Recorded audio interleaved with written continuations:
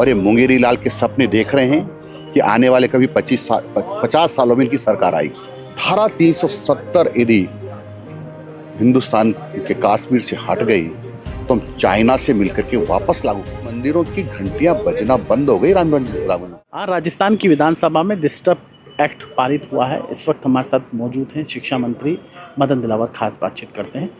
Sir, Govind Dotasra ये कह रहे हैं इस बिल पर, उन्होंने कहते कहा कि हमारी सरकार आएगी तो ये बिल खत्म कर देंगे। इस पर आप?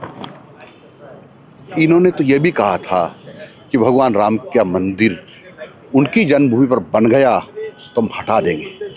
धारा 370 यदि हिंदुस्तान के कश्मीर से हट गई तो हम चाइना से मिलकर के वापस लागू कराएंगे। उनकी दम है क्या?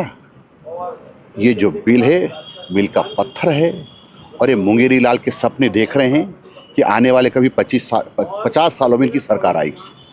सर, आपने लव जिहाद, लैंड जिहाद की बात की। क्या आपके पास कुछ ऐसे दस्तावेज हैं? आपने कोई सूचना मिली? मेरे पास सबूत है और सरकारी रिकॉर्ड बता देगा।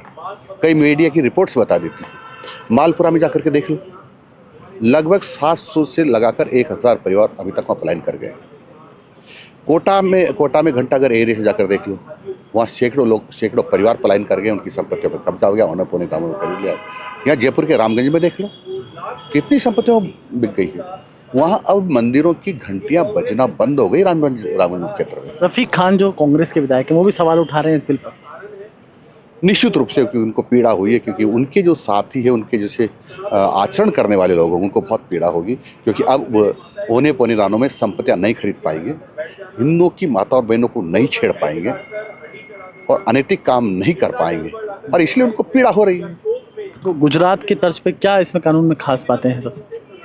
देखो, कानून में यही खास बात है कि अब इस प्रकार की अत्याचार, अनाचार नहीं होगा, और कोई करेगा तो उसको कठोर से कठोर दंड दिया जाएगा।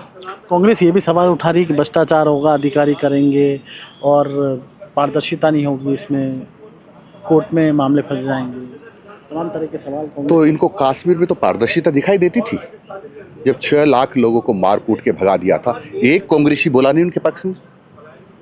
और जब धारा 370 हटने लगी तो कि वहाँ के मुसलमानों पर अत्याचार हो गए।